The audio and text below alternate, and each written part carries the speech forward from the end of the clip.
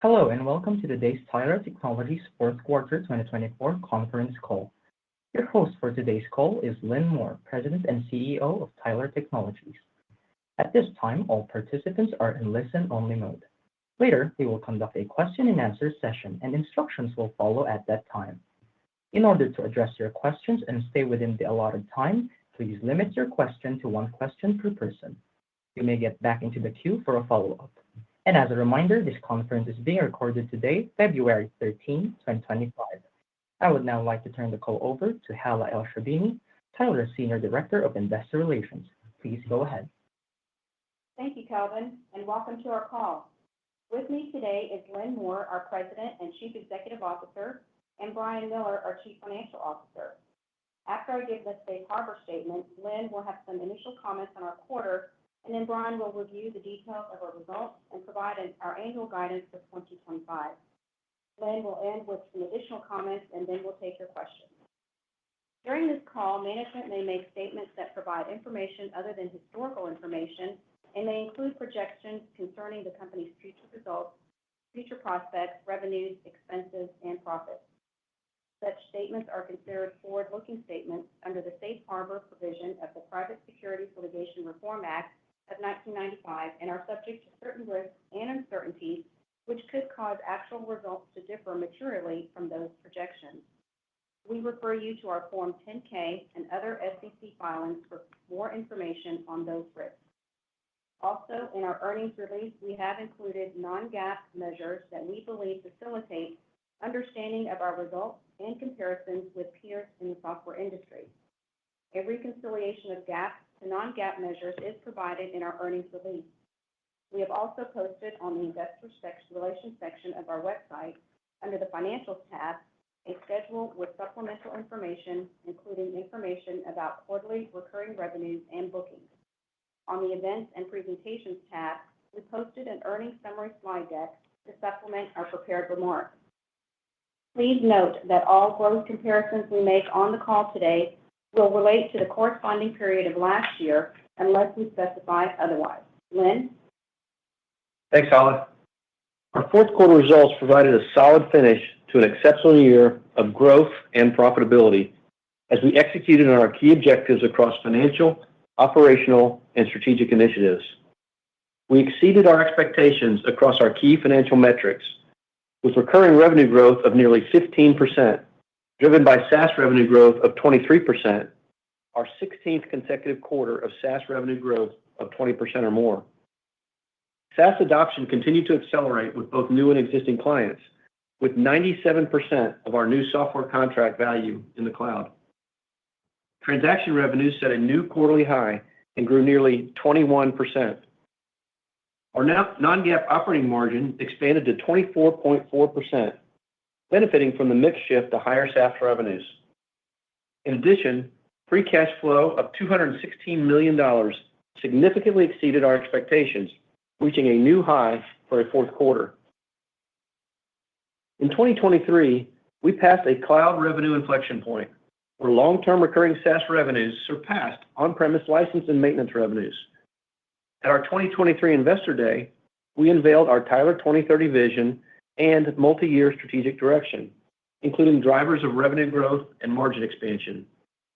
We also laid out our 2025 and 2030 targets for key metrics around revenues, margins, and cash flow. We're pleased with our progress in 2024 toward those goals. As planned, we closed our Dallas data center mid-year and are on track to close our main data center at the end of 2025. We delivered SaaS revenue growth that exceeded our 20% growth target, and transaction revenues were well above plan. We made significant progress with our cloud operations initiatives, delivering better-than-expected operating margin expansion through version consolidation and releasing cloud-optimized products. These proof points give us confidence in achieving our 2025 targets, as well as our long-range goals of organic recurring revenue CAGR of 10 to 12%, sustainable margin expansion with non-GAAP operating margins of 30% or more, and expanded free cash flow of $1 billion, with free cash flow margins in the high 20s. The public sector market remains strong, with robust demand supported by healthy budgets, especially at the state and local levels, which comprise approximately 95% of our total revenue. The public sector's drive towards digital modernization continues to accelerate as aging mission-critical systems reach end of life, cybersecurity threats continue to increase, and governments at all levels face a growing demand for an improved citizen experience and seek operational efficiencies to enable them to do more with limited resources. While the new Federal Department of Government Efficiency, or DOGE, is still in its early days, we don't envision its effort having a significant impact on funding or demand for our software and services, which power what are generally essential functions. In fact, we view an increased focus on government efficiency at any level as an opportunity rather than a risk for Tyler, and we believe that technology is ultimately the greatest driver of improved efficiency. The elevated market activity we've discussed for the past few quarters, along with excellent execution by our sales teams, is reflected in our new software bookings this quarter, with new SaaS contract value of approximately $141 million, up 37% over last year. Our market-leading position and competitive strengths, including our deep domain expertise, broad portfolio of solutions, and most importantly, our client base, serve as the foundation for our long-term strategic focus on four key growth pillars: executing on our cloud-first strategy, leveraging our unmatched installed base, expanding into new markets, and growing our differentiated payments business. Our cloud transition is anchored by our unifying principles toward a single release stream to better scale, innovate, and deliver an enhanced client experience. We've made significant progress with our cloud optimization efforts, with cloud-optimized releases launched across many of our flagship products, driving an accelerated pace of on-premise client migrations to the cloud, with more flips of larger clients taking place. For the quarter, we inked a total of 106 flips of on-premises clients. The total contract value from flips signed this quarter grew 58% over last year's fourth quarter, and the average ARR of flips signed in the quarter rose nearly 32%.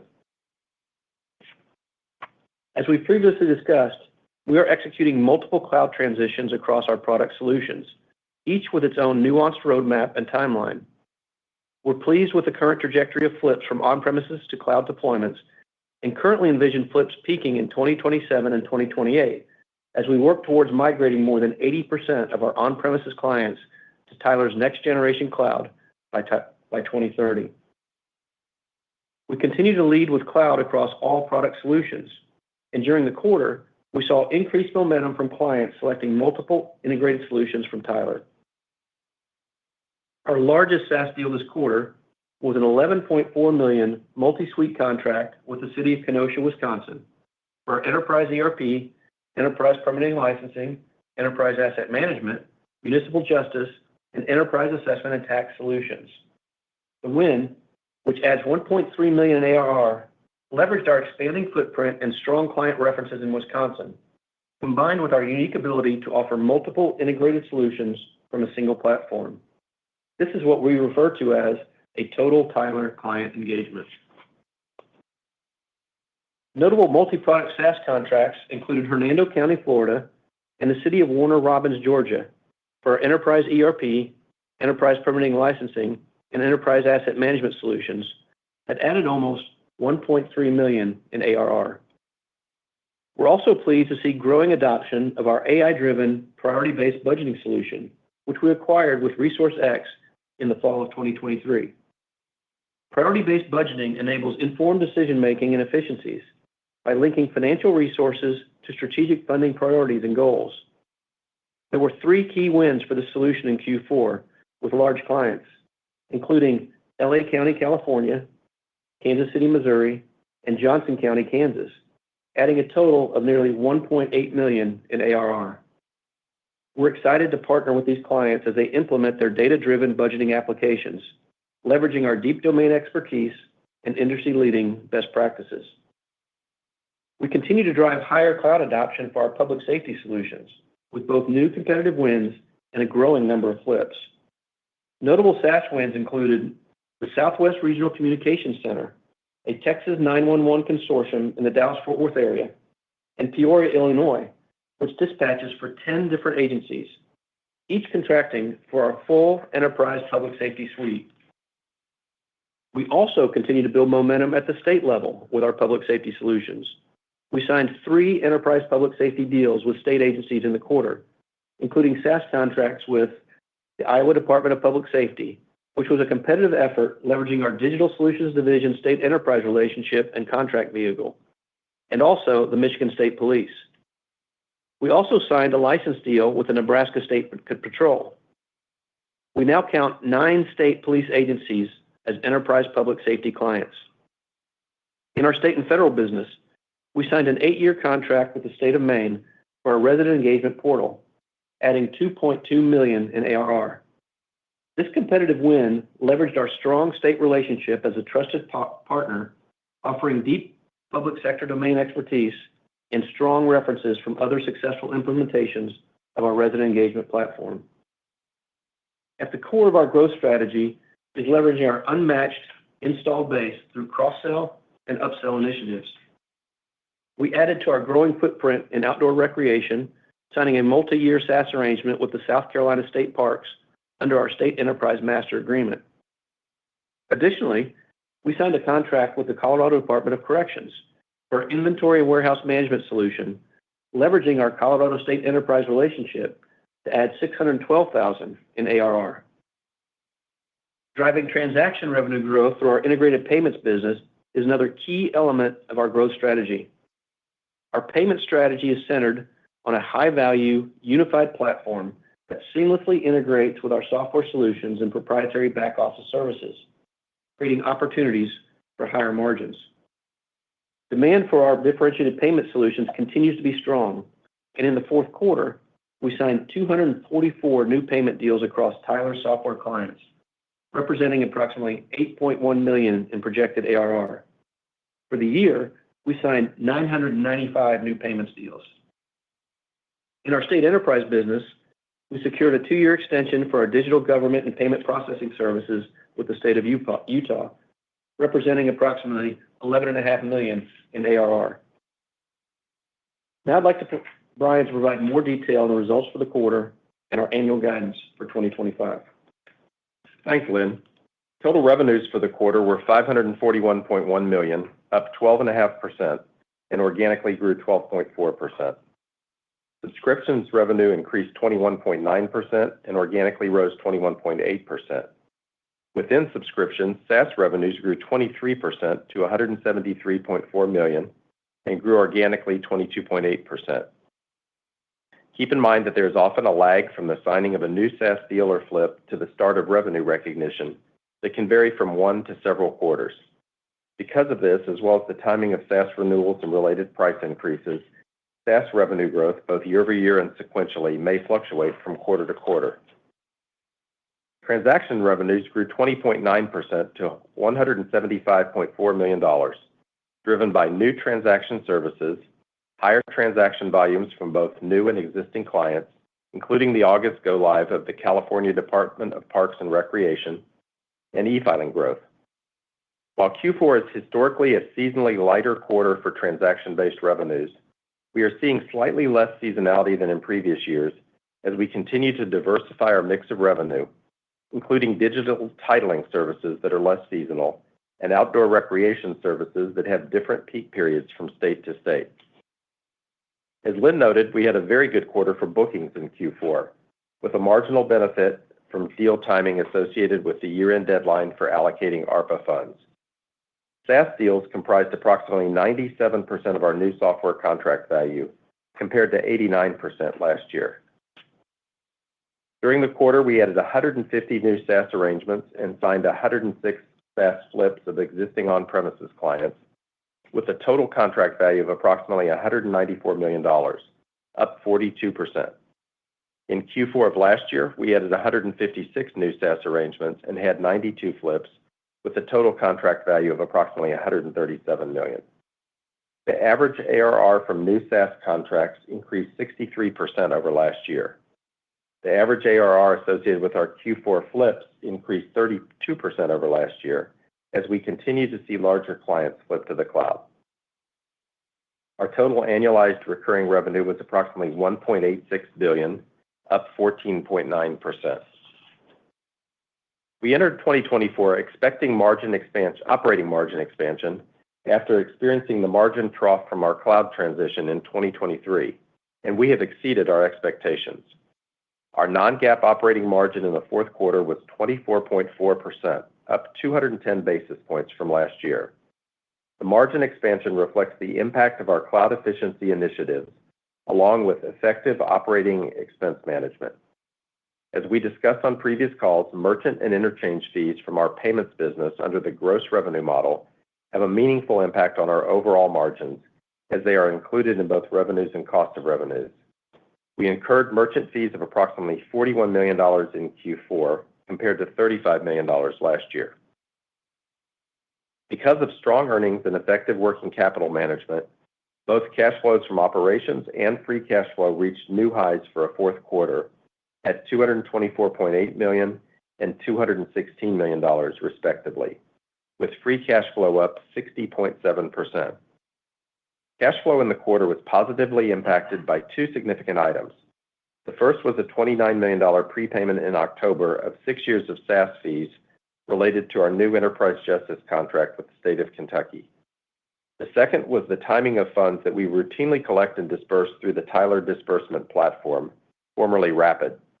At year-end, approximately $25 million of cash was held by Tyler that was subsequently disbursed under these contracts. We ended the quarter with $600 million of convertible debt outstanding and cash and investments of approximately $779 million, and net leverage is 0. Now I'd like to turn to our annual guidance for 2025. We expect total revenues will be between $2.30 billion and $2.34 billion. The midpoint of our guidance implies organic growth of approximately 8.5%.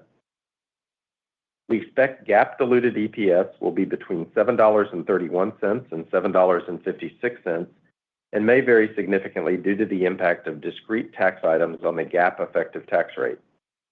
We expect non-GAAP diluted EPS will be between $10.90 and $11.15. Our estimated non-GAAP tax rate for 2025 is expected to be 22.5%. We expect our free cash flow margin will be between 24% and 26%, including an estimated impact of approximately $27 million of incremental cash taxes related to Section 174. We expect research and development expense will be in the range of $177 million to $182 million. Other details of our guidance are included in our earnings release and in the Q4 earnings deck posted on our website.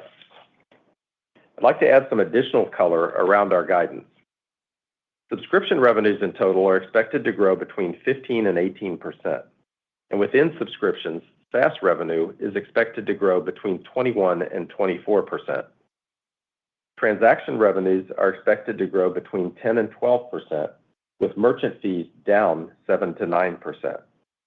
Our expected transactions growth is below the 2024 growth rate and will be impacted by the wind down of our payments processing contract with the state of Texas, which currently expires at the end of August 2025 and was awarded to another payment vendor after a competitive procurement process by the state. The Texas contract is a standalone, somewhat commoditized payments arrangement and differs in a number of respects from our core payment strategy, which is centered on providing differentiated payment solutions integrated with our software solutions, enterprise portals, and proprietary back-office services that add value to our clients and provide opportunities for premium pricing. For background, the payment relationship with Texas was not an organically developed relationship, but was part of a state enterprise agreement that NIC purchased from Bearing Point following their bankruptcy in 2009. That contract was split in 2017 with NIC retaining the payment services, and it was subsequently extended through August of 2025. We knew that the rebid would be highly competitive and price sensitive, and margins under the existing contract were already very low. There were no issues with the quality of our services, and we believe that price was a significant factor in the award. The Texas payments contract is a gross contract with 2024 revenues of approximately $44 million, merchant fees of approximately $39 million, and a gross margin of approximately 10%. We currently expect that 2025 revenues from Texas payments will be approximately $29 million at a similar gross margin. While we expect to continue to provide payment services to Texas through August, it is possible that some services may transition prior to then. Excluding merchant fees that are absorbed under the gross revenue model, expected transactions growth in 2025 would be approximately 17%, and total growth would be approximately 10%. Given the narrow margins of the gross model Texas contract, we will see a positive impact on margins as these services end. Maintenance revenue is expected to decline 4 to 6%, reflecting the ongoing shift in our new software business mix to SaaS, as well as the acceleration of flips in 2024 and 2025. Professional services revenue is expected to be flat to down 3%, as our cloud transition drives efficiencies and implementations and allows us to limit the growth of these lower margin revenues. License revenues are expected to decline 18 to 20%, with very few license sales to new clients. Hardware and other is also expected to decline 18 to 20%, as 2024 benefited from elevated hardware sales tied to the use of ARPA funds. Research and development expense is expected to grow more than 50% due to three main factors. The first, representing approximately 30 percentage points of the growth, is a redeployment to R&D of development resources previously focused on support activities and expensed in cost of revenues, as we continue to transition to a SaaS-only model. This redeployment will continue over the next few years as product lines complete their transition to SaaS only. Secondly, certain capitalized software development projects either concluded in 2024 or will conclude in 2025, resulting in more development costs being expensed and accounting for approximately 8 percentage points of the R&D growth. The remaining growth represents our incremental funding of R&D initiatives, including investments in AI. Now I'd like to turn the call back over to Lynn. Thanks, Brian. 2024 was another successful year in advancing our cloud-first strategy, as we delivered growth and consistent operating margin improvement, tracking toward our 2030 objectives. Our sales organization continues to execute at a very high level, which was reflected in our bookings growth. Our unified go-to-market strategy is creating substantial expansion opportunities with both new and existing clients. Our inside sales team has performed exceptionally well, representing a high-growth sales channel. We're investing across our sales channels and adding additional sales resources, including a new dedicated state sales team that will be in place this year. We have also aligned incentive compensation and commissions across Tyler in a way that has reduced barriers and facilitated more cross-selling. We take very seriously our responsibility to be good stewards of the capital that our shareholders entrust to us, which we have exhibited through our long history of disciplined financial management and prudent capital allocation. That continued to be the case in 2024. In a high interest rate environment, we fortified our balance sheet by paying off the remaining term debt associated with the NIC acquisition, reducing our net leverage to 0 at year-end. Additionally, we enhanced our financial flexibility by replacing our $500 million unsecured revolving credit facility with a new facility, extending the maturity to 2029, increasing the size to $700 million with improving terms. Our disciplined acquisition strategy focuses on opportunities that complement our existing portfolio, expand our addressable market, and add technologies that can be leveraged across our product portfolio. We remain patient acquirers and are well-positioned to continue to make tuck-in acquisitions while maintaining the flexibility to pursue compelling, larger opportunities.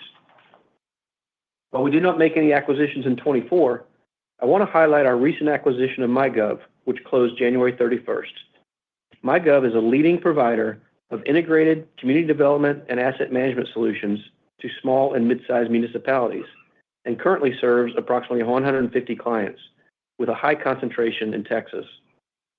MyGov strengthens our public administration offering and expands our local market footprint with an integrated platform that complements our extensive enterprise portfolio. We're thrilled to welcome the MyGov team and clients to Tyler. AI continues to garner significant attention in the software space, and interest in AI from the public sector is growing. Building on our momentum, and commitment to innovation, we are taking a deliberate and strategic approach to our AI strategy, centered on three core pillars: productivity, decision-making, and service delivery. We're separating the hype from reality by leveraging our unmatched strengths of decades of public sector experience, 13,000 clients producing critical data every day, and deep collaboration with leading AI vendors like AWS, Microsoft, and Google. We expect that by the end of this year, every flagship product roadmap will have clear AI-driven features, and we plan to preview our AI strategy to clients at our Tyler Connect user conference in May, demonstrating our commitment to innovation and empowering clients with dramatically enhanced productivity and performance. I'd like to highlight some recently announced additions and changes to our senior leadership team that support our commitment to long-term growth and leadership development. As we enter the next phase of our cloud-first transition, we took a significant strategic step toward further enhancing our client experience with the creation at the end of 2024 of a new Chief Client Officer role. Our appointment of industry leader Andrew Call to that position is critical to strengthening our long-term client relationships, maximizing the value of our installed base, and driving expansion through cross-sell and upsell opportunities.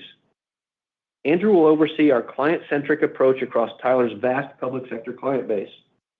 He brings extensive technology leadership experience, having served as CEO of Backbox Software, a global category leader in the network security automation market, where he led cloud transformation and business model evolution. In his previous positions, he held multiple client success roles and served as Chief Customer Officer at SailPoint, overseeing global customer success and partner enablement. Andrew's deep technology background and track record of driving innovation and client engagement positions us well for success as we scale our cloud initiatives and create a single, unified experience for clients who have multiple Tyler products. Our Chief Marketing Officer, Samantha Crosby, has announced her intent to retire this June. In her 16 years with Tyler, Samantha's visionary leadership in developing our unified brand strategy and her contributions across marketing and communications have been instrumental in our growth and success. Until June, we will continue to tap into Samantha's immense experience during her transitional senior marketing advisor role, and we extend our heartfelt appreciation to Samantha for her dedicated service. In January, we named Eric Flanders as Chief Marketing Officer, succeeding Samantha. Since joining Tyler's marketing team in 2023, Eric has significantly enhanced our digital marketing operations, technology and data practices, and demand generation strategies. Prior to joining Tyler, Eric gained extensive experience as an innovative leader in progressively responsible global marketing management roles with Texas Instruments. Abby Diaz, previously our Chief Legal Officer, has been elevated to the newly created position of Chief Administrative Officer. In this expanded role, she will continue to oversee our legal team while adding responsibilities for internal audit, data privacy, corporate governance and responsibility, and corporate communication. This transition strengthens alignment across these critical functions and fosters an integrated approach to government, governance, compliance, and communications. Associate General Counsel Bill Van Esselt has been promoted to Chief Legal Officer and assumes direct leadership of the legal team. Bill joined Tyler in 2021 through the acquisition of NIC, where he served as General Counsel.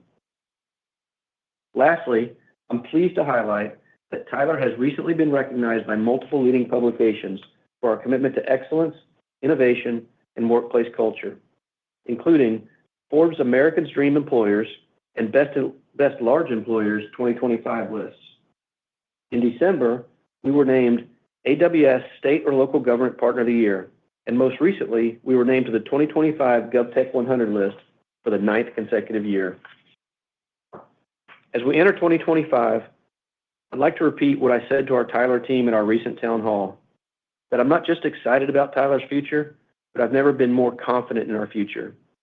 We're experiencing success in growing our high-value SaaS and differentiated transaction revenues while reducing the mix of lower-margin revenues like professional services and commodity payments. As our 2025 guidance illustrates, we're well on track to meet or exceed the 2025 targets we communicated at our 2023 Investor Day, and we remain confident in realizing our Tyler 2030 vision. I look forward to reporting on our progress during the coming year. Now, I'd like to open up the line for Q&A. We'll now begin the question and answer session. To enter a question into the question queue, please press star one on your touch-tone phone. If you are using a speakerphone, please pick up your handset and press the star key and the number one.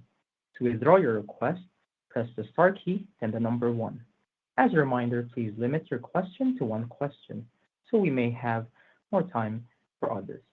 We will pause momentarily to assemble our roster. Your first question comes from the line of Alexei Gogolev, JP Morgan. Please go ahead. Good morning, everyone, and congratulations with the amazing results. Lynn, could I first start with your payment comments and the comments that Brian made? It clearly appears that you are prioritizing profitability within payments. As you mentioned, you're moving away from commoditized products. Could you perhaps elaborate on the announcements made by Fiserv at their recent earnings call around the expansion of their payments partnership with Tyler? What does that imply longer term for your partnerships with other third parties? And do you think that expansion of the Fiserv partnership could benefit your margin outlook? Yeah, thanks, Alexei. There's a lot in there. I'll try to hit all the points. If not, I'm sure Brian or someone else will catch up. I think our strategy at Tyler has always been to not really pursue commodity payments. And I think when you look back, pre-Tyler's acquisition of NIC, I think the viewpoint there was more sort of any payments deal was a good deal, and that's not really what we're pursuing. We don't really want to pursue those pure payment contracts.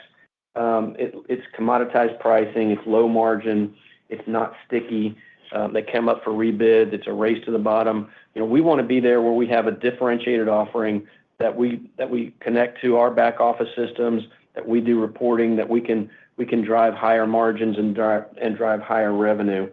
So I think that's sort of been where we've been the last couple of years, and I don't think that's changed. As Brian mentioned in the comments, we inherited the Texas contract. We were happy to have the Texas contract. It showed our relationship with Texas. It showed our ability to do payment processing. But again, there was no additional add-on or stickiness that we were bringing with that. As it relates to Fiserv, Fiserv is one of our larger payment processors. They had a long-standing relationship with NIC prior to our acquisition. They primarily are exclusively right now serve our payment processing in the state market with NIC.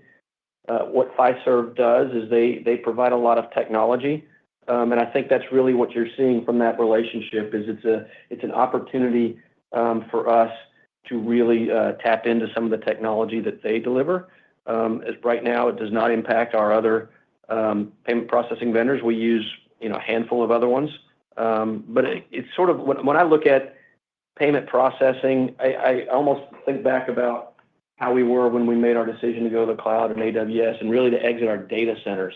When you think about the things we used to talk about, Tyler running its own data centers, we're not in the data center business, and we're not really in the payment processing business, and we're not going to invest in some of the technology around there the way that some of the core payment processors do. I mean, we have some of that, and we do invest, but I think going forward, being able to leverage broader technology and capabilities that can help our client base around things like enhanced fraud protection and cryptocurrency and things like that. So, we're looking to deepen our relationships with payment processing providers so that we can leverage the things that they're really good at, and we can leverage the things that we're good at. And I think part of your question was which will ultimately drive higher margins for Tyler. Appreciate it, Lynn. And speaking about increases in investments, based on what Brian suggested and what you said, you're clearly investing in AI. So of that portion that is incremental this year, and looking forward to seeing those products at the May conference, how much of that is coming from AWS, which I'm assuming is probably your main partner that you're collaborating with? And are there any joint investments that you're doing or joint products that you're hoping to introduce? Well, that's a good question. We obviously partner with AWS on a lot of things. Yes, they are helping us with roadmaps on not just AI, but just even other things with respect to our cloud initiative. We do have a number of investments in our 2025 plan around AI. Those are both new headcount, but also repurposing some of our existing headcount. Again, as I mentioned in my remarks, we're going to have all of our major applications will have some sort of AI component and feature, and we're gonna unveil some of those or a lot of those at Connect this spring. Appreciate it, Lynn. Thank you. Your next question comes from the line of Joshua Riley of Needham & Company. Please go ahead. Great. Thanks for taking my question. If we look at the guidance of down 4 to 6% on maintenance revenue, clearly you have some line of sight around migrations to kind of provide this revenue guidance that's down a little bit more this year. Can you help us understand the level of visibility you have right now on migrations for the year to provide that guidance? And are these migrations broad-based, or is there a particular product line that's accelerating the migrations? Thank you. Yeah, I think the migrations are generally pretty broad-based. Each product has a different sort of roadmap and timeline for its customer base, and as we get further down the road, we generally have more visibility over that. I'd say public safety is certainly an area where we've seen pretty rapid increase in the desire to be in the cloud, both from new customers and existing on-premises customers. So I guess on a percentage basis, you're probably seeing more of an increase in the public safety flips, but it's really across all customers or all product lines. And we've said that right now we still sort of envision a bell-shaped curve over the next several years as we move towards those long-term targets. We think 27 and 28 will probably be those peak years, but we'll continue to see a higher level of flips in 25 than we did in 24, and that continue on through 26, 27, 28. So we have decent visibility. Sometimes we're engaged with large numbers of our customers around the process of flipping. We've talked in the past about some of the things like cybersecurity attacks, ransomware attacks, their challenges in running their own internal networks and data centers, the replacement of hardware, all those things as factors that drive them to want to flip to the cloud, as well as our continued move to the cloud and focus there, the release of new features that are sometimes only available in the cloud. So all those things are contributing to that increased momentum towards flips. We have a range, so sometimes the timing of when those flips actually sign and then that lag from when they sign to when they're actually live is a factor in where we perform in that range. But I'd say we have pretty decent visibility over that. Awesome. Thank you. I'll leave it to one question. Your next question comes from the line of Ken Wong of Oppenheimer. Please go ahead. Great. Thanks for taking my question. Brian, I wanted to ask about cash flows, recognizing that this was a particularly strong cash flow year, which kind of creates the tougher comp into 25. But as we kind of map out our models going forward, should we assume that some of the strength this year is going to be a drag into future out years, or just trying to get a sense for kind of how we should when we should start to kind of ramp up the cash flow growth again? Yeah. We called out those two items that totaled around $55 million of incremental cash flow in the fourth quarter, the Kentucky prepayment, which we had talked about last quarter. That's a very unusual sort of an item with the 6-year prepayment. And then the timing of the float around some of the client money that flows through us for disbursements, that is a recurring item, but it was unusually high from some new customers right at the end of December. So that incremental, $25 million or so kind of gave us a boost. But if it had happened 2 days later, it would have been in next year's cash flow. So sort of if you take those two items and sort of set them aside, our normalized, what I sort of call a normalized cash flow margin would have been 24.3% for 2024, which is still, above, what we had targeted and what our guidance was at the beginning of the year. And so that would imply, say at the midpoint of our guidance for 2025, that would imply another 100 basis points of margin expansion, free cash flow margin expansion in 2025. So some of the stuff has been pulled forward. We're seeing certainly some of the margin benefits sooner, but I think we'll continue to progress towards those 2030 targets that we talked about, high 20s, 30% sort of range of free cash flow margins. So we're getting there a little faster, but I think we still have an upward trajectory and sort of normalized that still implies some expansion next year. Got it. Thanks, Brian. Your next question comes from the line of Kirk Materne, Evercore ISI. Please go ahead. Hi, this is Bill on for Kirk, and thanks for taking my question. The prepared commentary mentioned strong cross-sell momentum. Are there specific areas experiencing heightened cross-sell activity?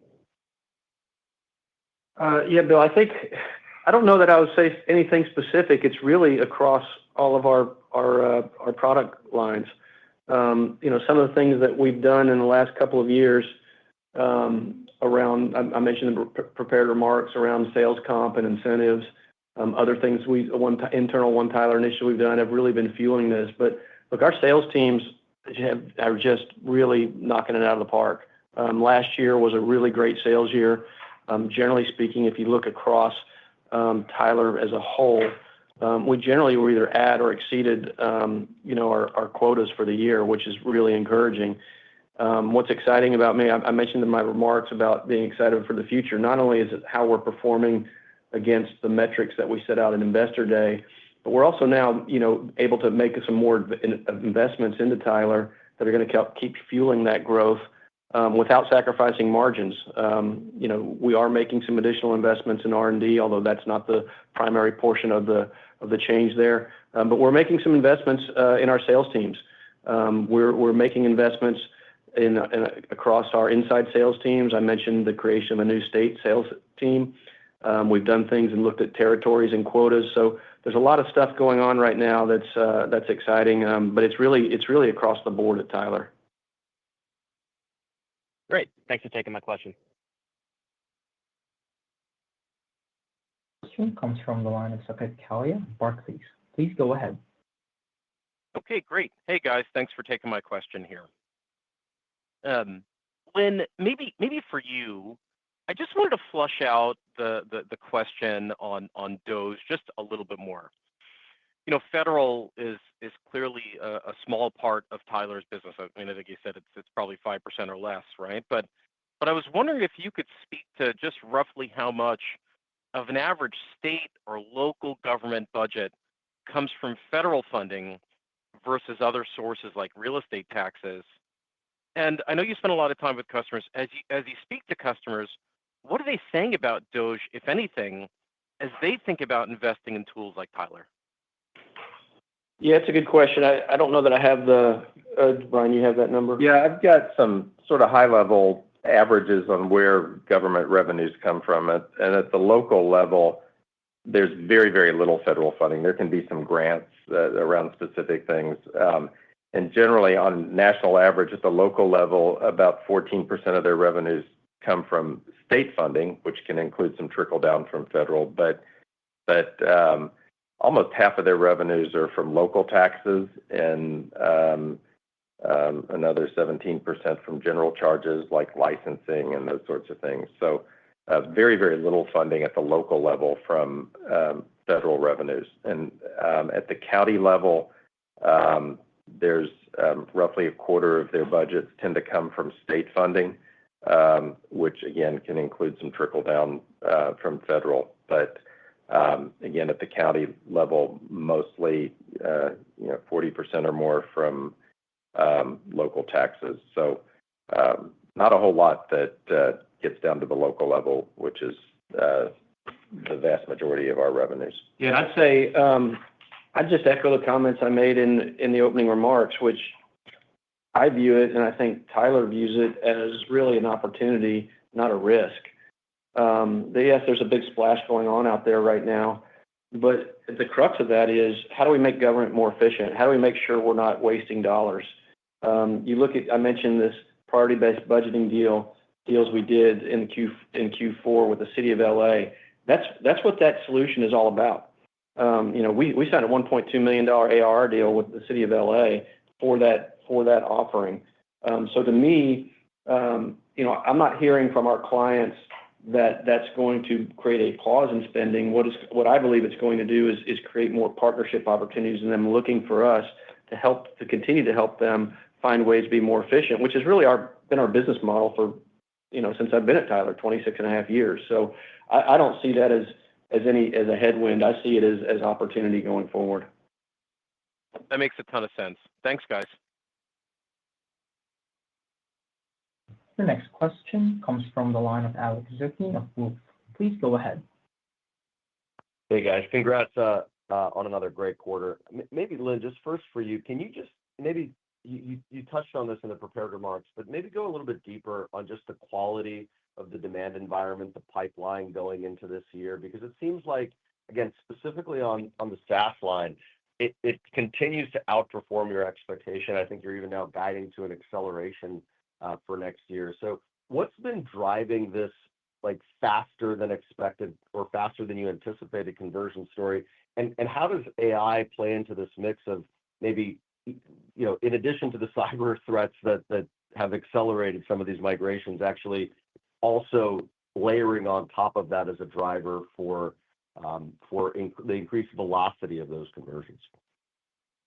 Yeah, Alex, there's a lot there. I just say generally, and we've been saying this for some time, which is really budgets are healthy and stable.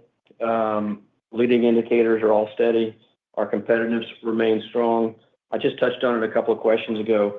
Our sales team continues to execute at a really, really high level.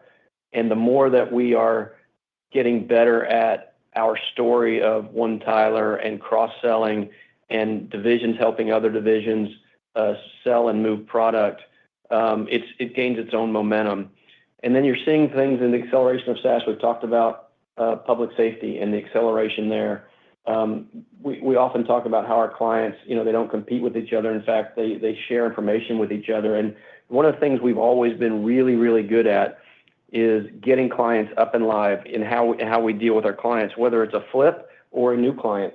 And the more that our clients see us perform that and the efficiencies that start coming to the client and the more that they talk, the more demand it creates for us and our services. So to me, it's a bit of a mini flywheel where we just continue. We're building on our own momentum.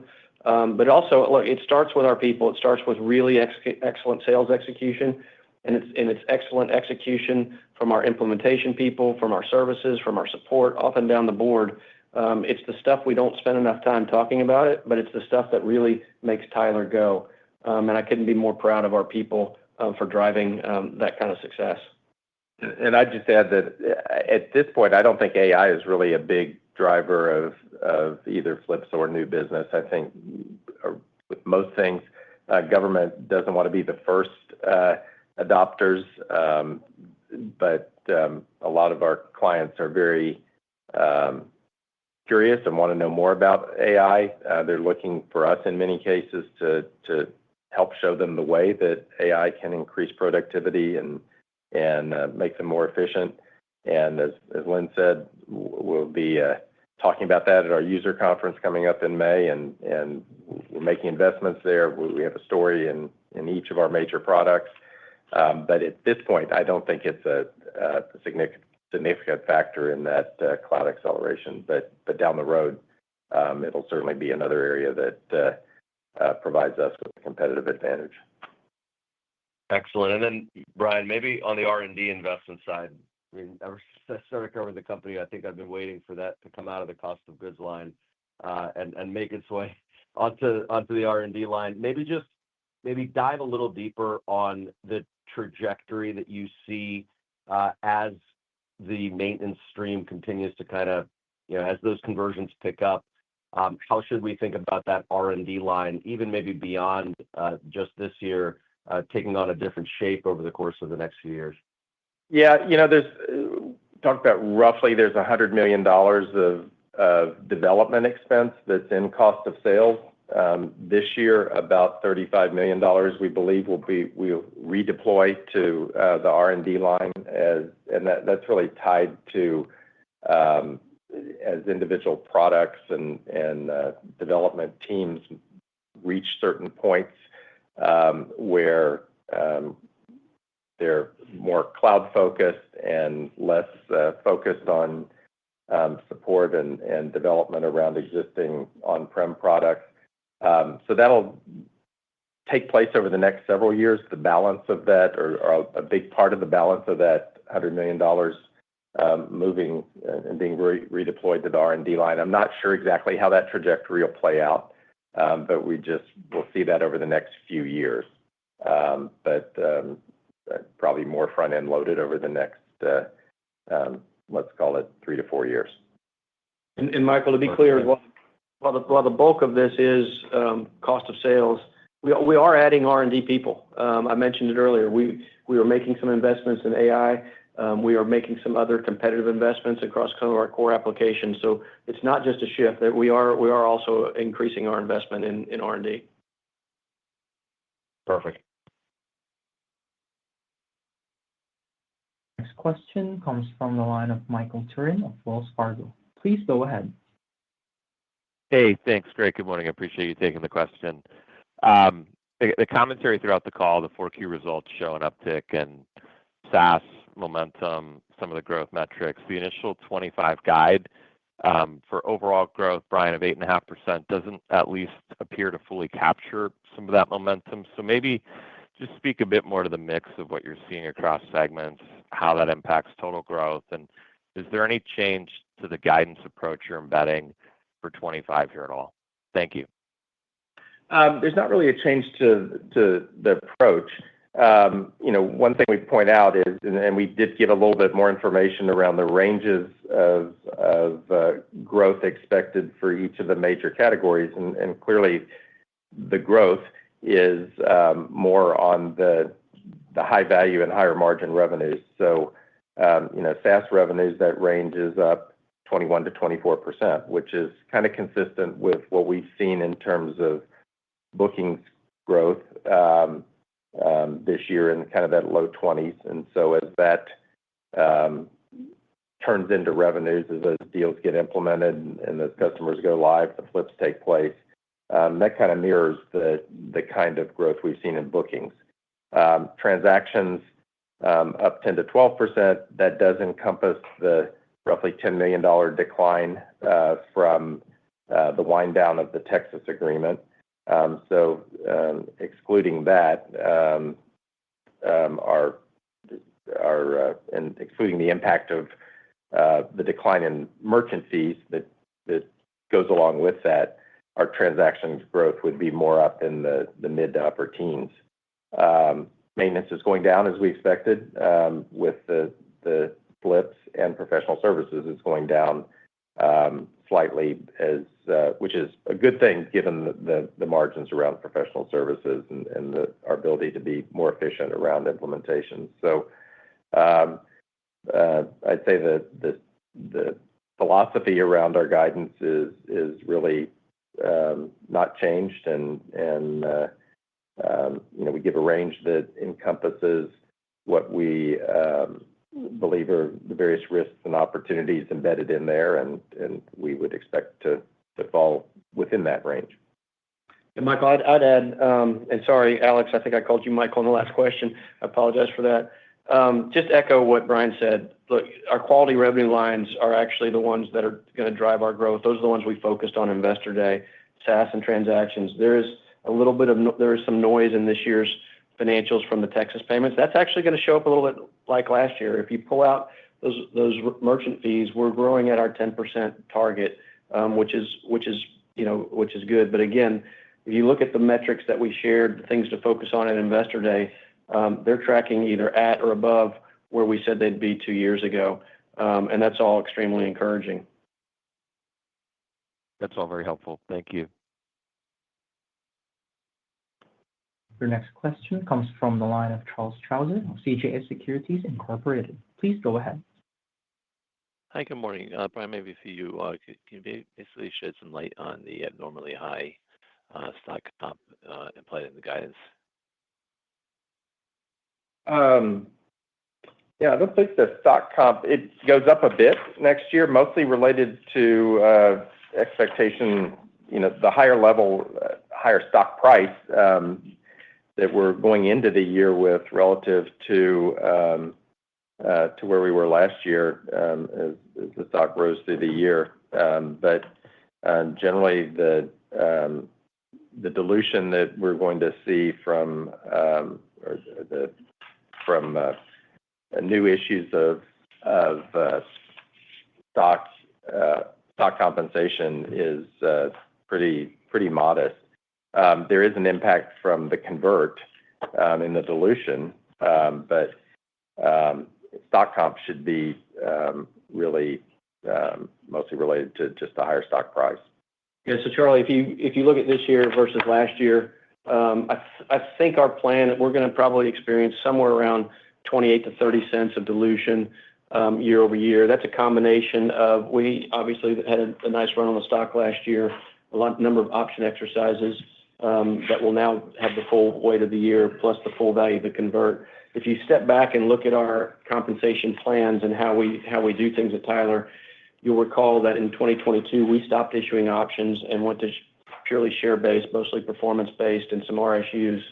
On an annual basis, the number of shares that will be approved, that were approved by the board and that will be issued this year is less than on a net share issuance, less than 0.4% of our outstanding. So it's something I watch carefully every year. I think from a technology company perspective, our dilution is pretty modest, and I would expect that to continue going forward. Great. Thanks for the clarification.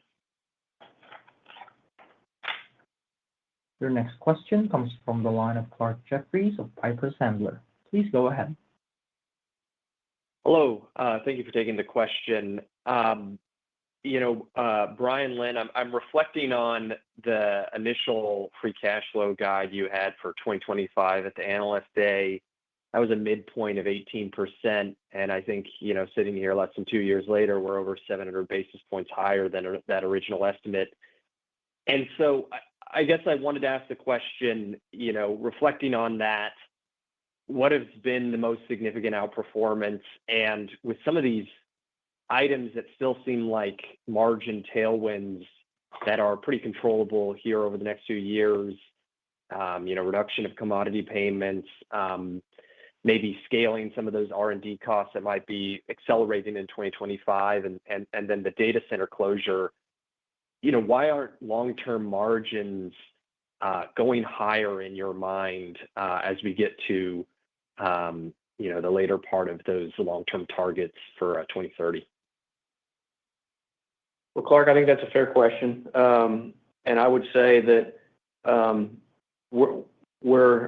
repeat what I said earlier. I'm really confident in Tyler's future. And, we set forth targets 2 years ago. We've kept our eye on the ball. We have outperformed those targets, as you mentioned, both from, to me, a SaaS growth perspective and even transactions, but also from a margin perspective. And we're starting to see those. I'm not sitting here today ready to adjust our 2030 targets. I'm really happy with where we sit here in 25. As I told the management team, we have to hit our 25 targets, and we're doing that. And again, the entire management team is focused on it. We will, when we look up 2 years from now, 3 years from now, and maybe adjust those, we might. I don't want to get ahead of our skis. We still have a lot of initiatives going on within Tyler. Again, I'm excited about all the signs that we're seeing out there, some of the things that you pointed to. But I'm not ready to declare that victory on our 2030 Investor Day. Now it's time to up the ante. We just want to keep executing and moving forward. And I think cash flow, as you pointed out, we are well ahead of the target that we originally set out for 2025. I think we had some assumptions there around things like cash taxes, working capital, And we've been very effective about managing those. We've had effective management of receivables that's given us an impact sooner. And then clearly the fact that we're also ahead on margins and that flows through to cash flow. So a lot of that is a pull ahead that, as Lynn said, that makes us highly confident of those longer term targets as well. And as we move down the road, we'll look at adjusting those if that's appropriate. Thank you very much. And absolutely, I mean, the last 2 years, a very encouraging result. So thank you. Thanks, Clark. Your next question comes from the line of Rob Oliver from Baird. Please go ahead. Great. Thanks. Good morning, Lynn and Brian. My question is around the cloud optimized products. I appreciate that you guys have been very methodical about laying out milestones for the street and hitting those milestones, and a lot is going on behind the scenes. I was wondering if you could update us on, you mentioned you'd made progress in 24, if you could update us on where we are with the cloud optimization of your products and what sort of milestones we should be looking for as the investment community over the next couple of years to get fully cloud optimized. Thank you. Yeah, I don't know that I'm ready to put out a specific metric. All what I can tell you is sitting here today in February 25, I'm really pleased with where we are in our cloud transition, which includes the optimization of our products. There's still more room to go. I'm really pleased with where we are on version consolidation. If you would have told me 3 years ago that some of our core applications, for example, our enterprise ERP application, over 95-97% of our clients are on a single version. Enterprise Justice, I think we're north of 75% on a single version. These are things that were big moves, and I wasn't quite sure when we would get there. And to me, we're ahead of schedule. And all that starts to feed into each other. We're going to continue to make optimizations in the cloud, but we're also going to continue our efficiencies in how we deliver the software as we continue to evolve into a more continuous improvement, continuous delivery. That's going to take time, but that is part of our goals. And I think as you look out to later part of this decade, those are big milestones. Is when we really start moving down into synchronized cadence releases across our client base, across our major products, and we're making progress towards those goals. Great. Thanks, Lynn. Appreciate it. Your next question comes from the line of Jonathan Ho, William Blair. Please go ahead. Hi, good morning and congrats on the strong results. Is there a way for us to think about the impact that ARPA funding has had? And going forward, is there potentially any impact to agency spending confidence if this starts to wind down? Thank you. We've talked about a lot over the last couple of years, Jonathan. ARPA funding has been around and in the background. It hasn't necessarily specifically driven a lot of deals, although I will say that we got a few SaaS deals signed at the end of the quarter that were on a shorter time fuse. We were going to win those deals anyway. Those were probably going to be Q1 deals that got a little bit accelerated because there was some ARPA funding. You saw it, we talked about it some last year in our hardware business, our school transportation business. One reason why our hardware line is going down this year, again, a low margin line. I think generally, I would more point to my comments of the general environment and the general health of the state and state and local budget, and where we sit today and our competitiveness. I think it's been there. I think part of your question is it a headwind going forward? And I don't believe it is. And there's still, even places where there are ARPA funds allocated, I believe there's still time for them to spend those. They had to earmark them.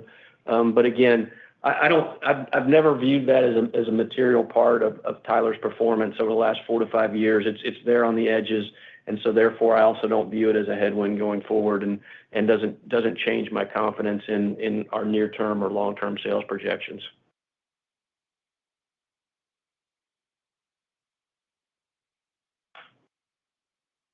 Your next question comes from the line of Terry Tillman of Truist Securities. Please go ahead. Yeah, thanks for fitting me in here, Lynn, Brian, and Hala. It is a single question, but it's got a little bit of multiple tentacles to it. But all this narrative around Doge. What about some of that actually trickling down to some of these states that we're hearing about, maybe them thinking about efficiency incrementally and digitizing things? Are you hearing about anecdotally some increased conversations because of maybe this trickling down? And then the second part of this is, when you look at 25 and just based on what you're seeing in terms of the pipeline, do you see any meaningful shift between just the composition of your business from local government versus state level? Thank you. I would say, back to the Doge question, no, we're not really hearing anything yet. And I don't really expect it to do anything other than to maybe spur more conversation around technology that can help them become more efficient. Doge is still relatively new, although it was talked about before the new administration actually took over. But it's still relatively new, and our clients, at least that I know of, are not talking about it. I think as you look generally in 25 and beyond, how we look at sales, I think it's still pretty consistent across the board. But I would go back to my comment in the prepared remarks. Look, we are in the midst of creating a new dedicated state sales team. It's something new to Tyler. It's going to be it's something I'm excited about. So, I think we will start to see more product go in. But part of the mission of that sales team is really about representing the entire Tyler portfolio, where it's our COTS solutions, our payments, our application platform. It's going to be geared at not only where we have state enterprise contracts, but also looking at new states, looking beyond our state enterprise contracts.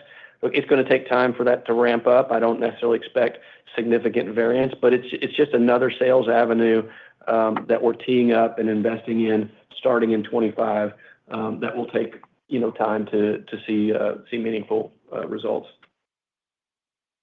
Thanks, Lynn. Your next question comes from the line of Mark Chappell, Loop Capital Markets. Please go ahead. Hi, thank you for taking my question. Lynn, I just wanted to ask about your priority-based budgeting solution, which appears to be off to a really strong start given the wins in the quarter.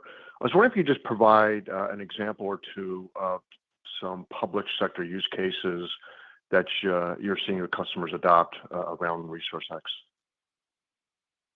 Yeah, what it does is it's a little bit different than sort of traditional line item budgeting, and it sort of it uses AI. It looks at the cost of all the programs that are out there, kind of aligns budgets and programs and scores to those that really they look at an organization's priorities and sort of reshift dollars.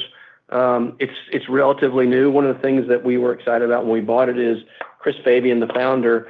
He's sort of known as the leader, really the leader in public sector around priority-based budgeting, and he is the expert. And it's something that I think we can take and transport across our client base. I think it's another example of one of our perfect tuck-in acquisitions. And when we see large organizations like LA County or Kansas City taking this solution, it's pretty meaningful. We're able to do demos and fairly quickly show where organizations can achieve some real savings.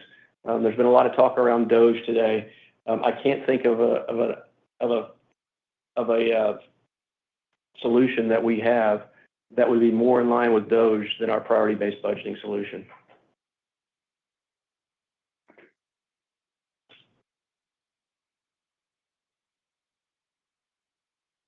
Comes from the line of Gabriela Borges of Goldman Sachs. Please go ahead.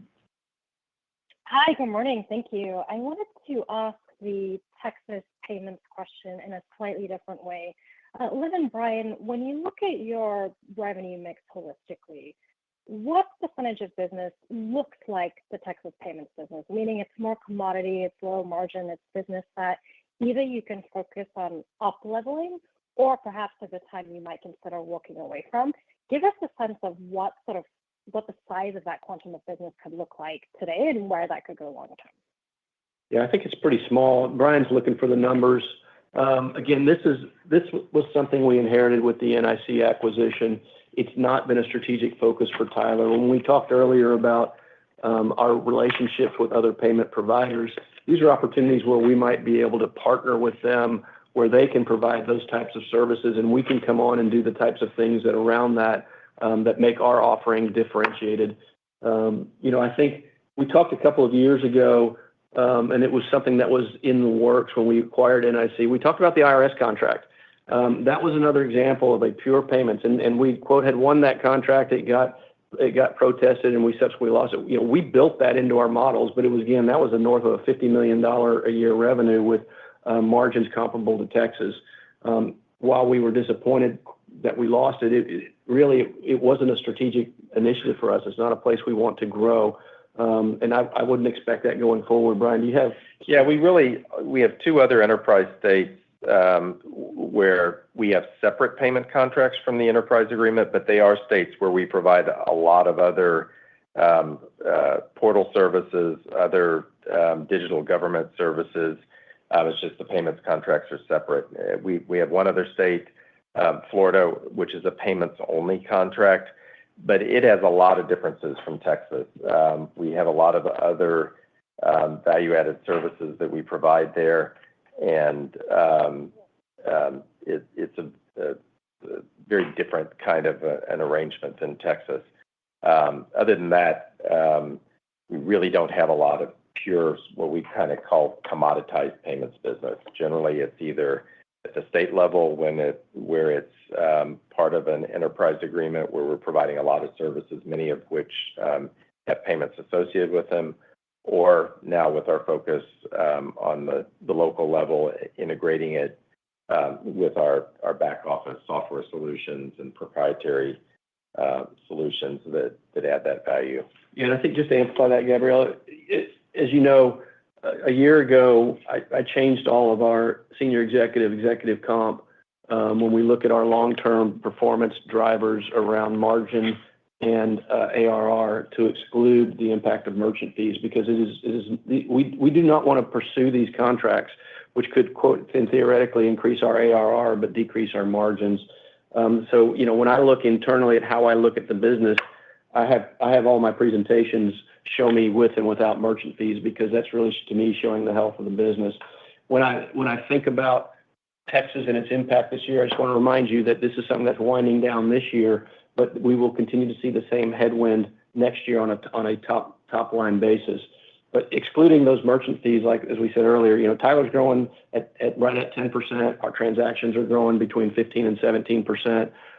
That shows the health of the business and where we're strategically going in the future. Makes sense. Thank you. There are no further questions at this time. With that, I will now turn the call back over to Lynn Moore, Chief Executive Officer, for final closing remarks. Please go ahead. Thanks, Calvin, and thanks everybody for joining us today. If you have any other questions, please feel free to contact Brian Miller or myself. Thanks again, and have a great day. Ladies and gentlemen, that concludes your conference call. We thank you for participating and ask that you please disconnect your lines.